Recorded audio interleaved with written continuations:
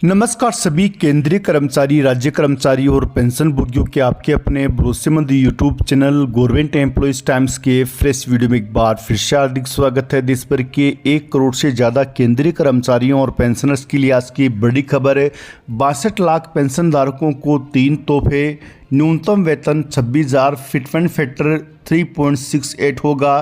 1 जुलाई 2024 से 53% महंगाई भत्ता और 3 महीने के एरियर का भुगतान। साथ ही पुरानी पेंशन बहाली को लेकर फिर से महासंग्राम। वित्त सचिव टीवी सोमनाथन का बड़ा बयान। कर्मचारियों और पेंशनर्स के 8वें वेतन आयोग को लेकर आई है गुड न्यूज़। यदि जानकारी पसंद आती है तो वीडियो को लाइक कीजिएगा। चैनल पे पहली बार आए हैं तो प्लीज़ चैनल को सब्सक्राइब कीजिएगा, क्योंकि आपसे जुड़े तमाम तरह के महत्वपूर्ण आदेश, वीडियो और इन्फॉर्मेशन हम यहाँ पर लाते रहते हैं। दोस्तों, वीडियो को लाइक अवश्य क्या करें। आपका एक लाइक हमें मोटिवेट करता है आपके लिए महत्वपूर्ण इन्फॉर्मेशन खोज लाने के लिए। तो अभी इससे वीडियो को एक लाइक कर दें। तो पहली बड़ी खबर की बात कर ले तो केंद्र सरकार ने सरकारी कर्मचारियों के लिए बड़ा ऐलान करते हुए यूनिफाइड पेंशन स्कीम को मंजूरी दी है। केंद्रीय मंत्री अश्विनी वैष्णव ने ये जानकारी दी। इस योजना के तहत सरकारी कर्मचारियों को रिटायरमेंट के बाद सुनिश्चित पेंशन दी जाएगी। गौरतलब है कि केंद्र सरकार के कर्मचारियों की न्यू पेंशन स्कीम यानी एनपीएस में सुधार की लंबे समय से मांग चल रही थी। अब सरकार ने इस मांग को पूरा करते हुए यूनिफाइड पेंशन स्कीम का ऐलान कर दिया।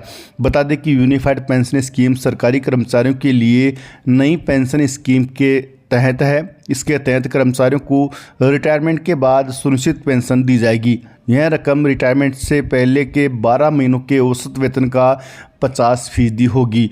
आपको जानकारी के लिए बता दें कि कर्मचारी 25 साल की सेवा के बाद ये पेंशन पाने के हकदार होंगे। वहीं अगर किसी पेंशनर्स की मृत्यु हो जाती है तो परिवार को उस समय तक मिलने वाली पेंशन का 60% हिस्सा मिलेगा। इसके अलावा अगर कर्मचारी की सेवा 25 साल से कम और 10 साल से ज़्यादा है तो पेंशन की राशि आनुपातिक आवंटन के आधार पर तय की जाएगी। अहम पहलू यह है कि कर्मचारी की नौकरी चाहे कितनी भी साल हो, उसकी पेंशन यानी कि न्यूनतम पेंशन राशि 10,000 रुपये से कम नहीं होगी। बैठक में स्पष्ट किया गया कि कर्मचारी की एब्सेंट में केवल वह पत्नी पारिवारिक पेंशन की हकदार मानी जाएगी जो सेवानिवृत्ति के समय पत्नी थी। अब तक तय नियमों के अनुसार पत्नी के अलावा विधवा बेटी, अविवाहित बेटी, तलाकशुदा बेटी, विकलांग बेटा बेटी और 25 साल तक के बेरोजगार बेटे जैसे कुछ श्रेणियों को भी पारिवारिक पेंशन का हकदार माना जाता था। अश्विनी वैष्णव ने बताया कि केंद्र सरकार के कर्मचारियों को यह तय करने का अधिकार होगा कि वे न्यू पेंशन स्कीम में बने रहेंगे या यूनिफाइड पेंशन स्कीम में शामिल होंगे। उन्होंने ये भी कहा कि यह उन सभी लोगों पर लागू होगा जो 2004 से एनपीएस के तहत पहले से रिटायर हो चुके हैं। हालांकि नई योजना 1 अप्रैल 2025 से प्रभावी होगी, लेकिन एनपीएस के तहत इसकी शुरुआत से अब तक सेवानिवृत्त हुए लोग और 31 मार्च 2025 तक सेवानिवृत्त होने वाले लोग भी यूनिफाइड पेंशन स्कीम के सभी लाभों के लिए पात्र होंगे। उन्होंने जो भी पैसा निकाला है उसे समायोजित करने के बाद उन्हें अपना पिछला बकाया मिल जाएगा। आपकी जानकारी के लिए बता दें कि केंद्रीय कर्मचारी संगठन के द्वारा यूनिफाइड पेंशन स्कीम यानी यूपीएस का विरोध किया गया है और केंद्रीय कर्मचारी संगठनों का कहना है कि यह एनपीएस का ही दूसरा रूप है और यदि केंद्र सरकार के द्वारा पुरानी पेंशन बहाल नहीं की जाती है तो आने वाले समय में बड़ा आंदोलन के लिए सरकार तैयार रहे। आपको जानकारी के लिए बता दें कि वित्त सचिव टीवी सोमनाथन ने कहा कि वर्तमान परिस्थितियों को देखते हुए पुरानी पेंशन लागू करना फिलहाल संभव नहीं है।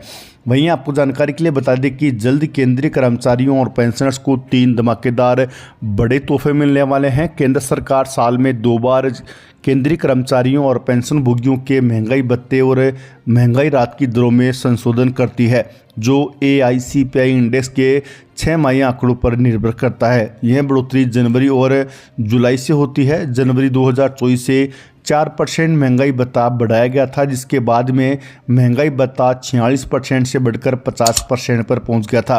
अब अगला महंगाई भत्ता जुलाई 2024 से बढ़ाया जाना है, जिसका केंद्रीय कर्मचारी बेस और पेंशनर्स बेसब्री से इंतजार कर रहे हैं। ताज़ा रिपोर्ट के अनुसार केंद्र की मोदी सरकार सितंबर 25 को होने वाली कैबिनेट की बैठक में महंगाई भत्ते और महंगा राहत में दरों में वृद्धि का ऐलान कर सकती है।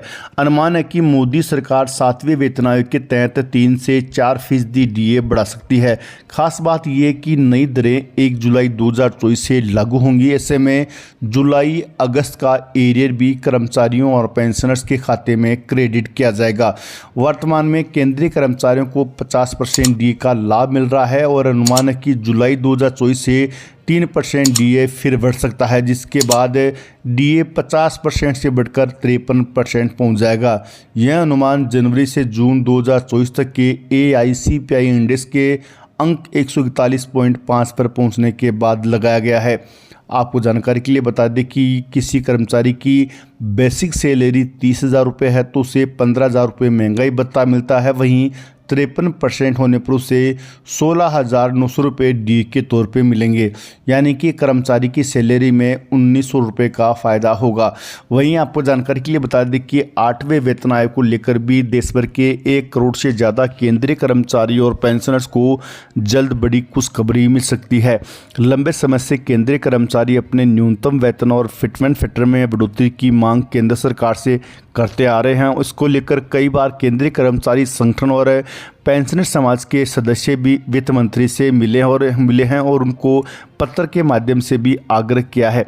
अब खबर निकल के सामने आ रही है कि दीपावली से पहले देश भर के 52 लाख से ज़्यादा केंद्रीय कर्मचारी और 68 लाख से अधिक पेंशनभोगियों के वेतन और पेंशन में संशोधन हेतु केंद्र सरकार के द्वारा 8वें पे कमीशन का गठन किया जा सकता है।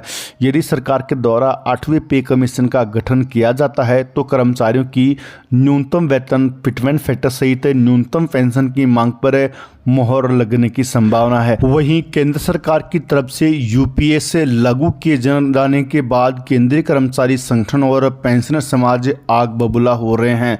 इसका कारण ये है कि वित्त सचिव टीवी सोमनाथन से जब ये पूछा गया कि कोई कर्मचारी अगर समय से पहले स्वैच्छिक सेवानिवृत्ति लेता है तो उसे पेंशन कब मिलेगी, इसके जवाब में टीवी सोमनाथन ने कहा कि जब तक कर्मचारी 60 वर्ष की आयु पूर्ण नहीं कर लेता है तब तक उसे पेंशन नहीं मिलेगी। यह जानने के बाद लाखों केंद्रीय कर्मचारियों और पेंशनर्स में आक्रोश व्याप्त है।